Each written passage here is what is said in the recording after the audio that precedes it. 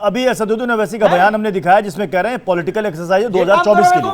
शमून कासमी कह रहे हैं कि दरअसल में बीजेपी ने एआईएमआईएम पॉलिटिक्स कर रही है। जानते हो इससे एआईएमआईएम को क्या फायदा होगा इस पॉलिटिक्स से?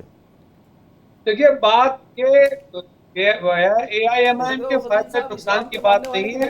मामला जो है इस देश के मुसलमानों का, ट्राइब्स का और जिन लोगों का हक हुकूक है उन लोगों को हक दिलाने की बात है।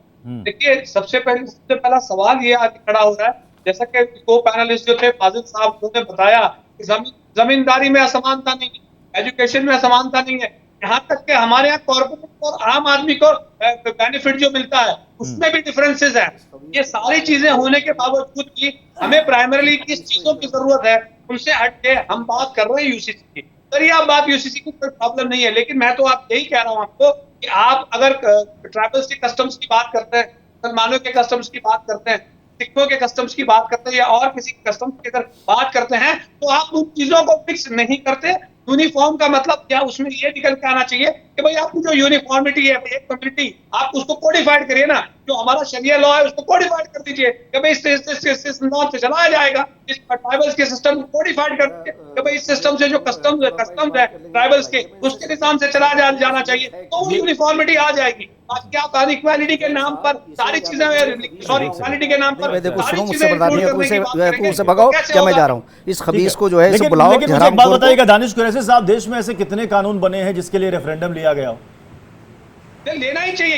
ये तो इतना सीरियस मामले, देखिए आपकी बात समझिए, ये जनमत ले लेना, इलेक्शन कर लेना और इस यूसीसी के लिए लॉ कमीशन लोगों के सुझाव मांग रहा है, अलग अलग संगठनों से भी सुझाव मांग रहा है, सभी से सुझाव मांग रहा है कि आप अपने सुझाव रखिए। अगर आपके मन में कोई सवाल है या आपको लग रहा है कि कोई चिंता है आपके मन में कि आपसे हक छीन लिया जाएगा, जैसे मैंने बताया कि झारखंड के 30 आदिवासी संगठन है, उनको ऐसी चिंता है कि टेनेंसी एक्ट के तहत जो उनको हक मिला हुआ है कि उनकी जमीन कोई और नहीं खरीद सकता, गैर आदिवासी, उनको लग रहा है ये भी छिन जाएगा। वहां पर कई आदिवासी समाज में, ट्राइबल बेल्ट में, यह भी परंपरा है कि बेटियों को संपत्ति में हक नहीं मिलेगा। उन्होंने कहा कि भाई इसमें फिर वो लग जाएगा, इसमें घुसपैठ हो जाएगी। तो कुछ चीजें ऐसी हैं जो सिर्फ शरीयत में नहीं है बल्कि ट्राइबल्स में भी है।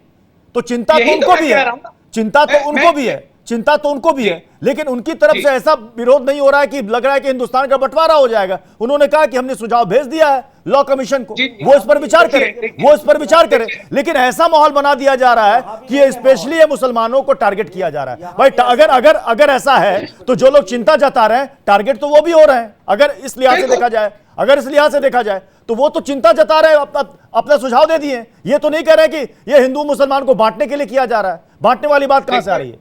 देखिए प्रत्युषी जी, मैं आपको एक बात बताऊं, सुनिए मेरा एक सवाल सुनिए। हमने अभी आपको 3 चीजें कही थी। एक आर्टिकल 3 से कश्मीर के मुद्दे पे बात कही थी आपने, उसके बाद आपने कही राम मंदिर पे क्या फैसला आया, दुनिया ने नहीं देखा या नहीं देखा, तो क्या फैसला आया आप देखिए। एविडेंस को रख कर आपने किस चीजों को फोकस किया। तो इसीलिए तो मैं कह रहा हूँ कई चीजों को हम देख रहे हैं, ये चीजें महसूस कर रहे हैं। हमारी ये जो फिक्र है, देश के सर्वोच्च अदालत के फैसले को हर किसी ने माना, ना मानने की बात। फिर सुनिए मेरी बात, अब राम मंदिर के मसले पर है कि अदालत का फैसला मैं आज बहस यूसीसी पे कर रहा हूं। मैं राम मंदिर के मसले पर नहीं जाना चाहता, लेकिन एक बात जरूर कहूंगा कि इसी राम मंदिर के मसले को लेकर के इतनी बहस हुई है देश में सालों भर, और पूरी बहस का लबो-लुबाब यही निकला कि मामला जब सर्वोच्च अदालत में है तो इसको लेकर के सरकारों को और राजनीतिक पार्टियों को राजनीति नहीं करनी चाहिए, बहस नहीं करनी चाहिए। जो सर्वोच्च अदालत कहेगा मान लेंगे। अब जब सर्वोच्च अदालत का फैसला आ गया तो जो मानने की बात कह रहे थे वो कह रहे हैं कि साहब ये फैसला कैसे आ गया, ये फैसला कैसे आ गया, मैं पूछ रहा हूं दोनों चीजें कैसे चलेंगी? हम बात तो करें, यही तो आया ना। मैं वही कह रहा हूं कि जो उसका निकल के सार आया है, जो आया उसी को लेकर तो हमको चिंता है कि जो चीजें हमने देखी तो मतलब अश्विनी दुबे जी विरोध कर रहे हैं। तो मतलब अश्विनी दुबे जी ये लॉ कमीशन भी पॉलिटिकल प्रोपेगेंडा का शिकार है, उसके तहत काम कर रहा है, जैसा कि एआईएमआईएम भी कह रही है। असदुद्दीन ओवैसी ने अपनी राय के साथ साथ यह भी कहा है कि लॉ कमीशन इस प्रोपेगेंडा का हिस्सा ना बने, हमारी ये गुजारिश है।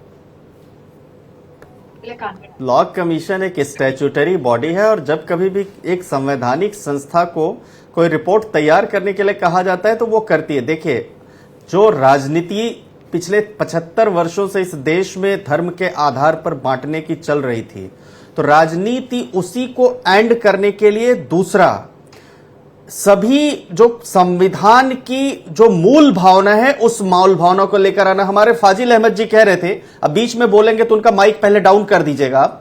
आर्टिकल 19 की बात कर रहे थे, आर्टिकल 25 की बात कर रहे थे, आर्टिकल 19 की बात कर रहे थे, आर्टिकल 25 की बात कर रहे थे। आर्टिकल 25 प्रत्युष भाई अपने धर्म का पालन करने की इजाजत देता है। संपत्ति में बंटवारा धर्म का पालन करने के नाम पर कहां आया? तलाक का मामला धर्म में पालन करने के नाम पर कहां आया? उत्तराधिकार का मामला धर्म का पालन करने पे कहां पर आया? सक्सेशन का मामला धर्म का पालन करने में कहां पर आया? अब वो धर्म का हिस्सा है, अपनी मान्यताएं और आस्थाएं होती हैं, और हर धर्म की अपनी मान्यताएं और आस्थाएं होती हैं, उन्हें नजरअंदाज नहीं करना। लेकिन संविधान हर धर्म से ऊपर है, और इसीलिए आप प्रियम्बल में जाएंगे तो by the people, for the people, of the people, और यह इसीलिए कहा गया है कि जनता का जनता के लिए, जनता के द्वारा है। वहां तो नहीं कह दिया हिंदू जनता का हिंदू जनता के लिए, हिंदू जनता के द्वारा, मुस्लिम जनता का मुस्लिम जनता के लिए। और दूसरा, धर्मनिरपेक्षता का मतलब यह है कि धर्मनिरपेक्ष कानून होना, और धर्मनिरपेक्ष कानून जब होगा तभी होगा जब आर्टिकल 44 की मूल भावना आएगी। उसके अलावा जरूरी थोड़ी इस्लाम के अगर खिलाफ देंगे होता, वही डेफिनेशन तो होगी। पाकिस्तान में, बांग्लादेश में, मलेशिया में, तुर्की में, इंडोनेशिया में, सुडान में, इजिप्ट में बंटवारे का मसला है, वो इस्लाम का हिस्सा नहीं है, वो तो सब इस्लाम का हिस्सा ही है। इसके अलावा वो मजहब का हिस्सा ही है। जो सबसे बड़ी अदालत है, क्या मजहब का हिस्सा क्या होगा क्या नहीं होगा वो आप कई बार डेफिनेशन देंगे। फिर से मैं सुनवाता हूं क्या कहा सुप्रीम कोर्ट ने, कि यह बहुत दुख का विषय है कि हमारे संविधान का अनुच्छेद 44 एक मृत अक्षर बनकर रह गया है। यह प्रावधान करता है कि सरकार सभी नागरिकों के लिए समान नागरिक संहिता बनाए, लेकिन इसे बनाने के लिए सरकारी स्तर पर प्रयास किए जाने का ठोस प्रमाण अब तक नहीं मिला। यह सुप्रीम कोर्ट की टिप्पणी है। फिर सुप्रीम कोर्ट की टिप्पणी सुनिए, संविधान के अनुच्छेद 44 के अंतर्गत व्यक्त की गई संविधान निर्माताओं की इच्छा को पूरा करने में सरकार कितना समय लेगी?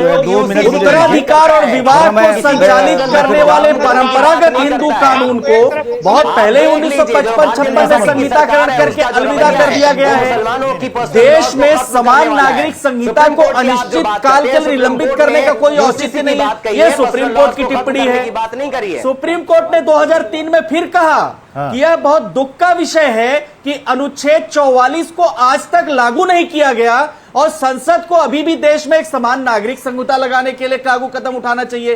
फिर 2017 में फिर सुप्रीम कोर्ट ने कहा, हम सरकार को निर्देशित करते हैं कि वह उचित विधान बनाने पर विचार करे। उम्मीद की जानी चाहिए कि इस्लामिक देशों में शरीयत में हुए बिल्कुल सुधारों को ध्यान में रखते हुए कानून बनाया जाएगा। लॉ कमीशन 2018 में कहता है इसको लागू नहीं किया जा सकता। कानून 2016 में लॉ कमीशन एक सर्वे कराता है, 2018 में क्यों नहीं जरूरत है वो साफ साफ कहता है कि इसको लागू नहीं कराया जा सकता। उसके बाद 5 सालों में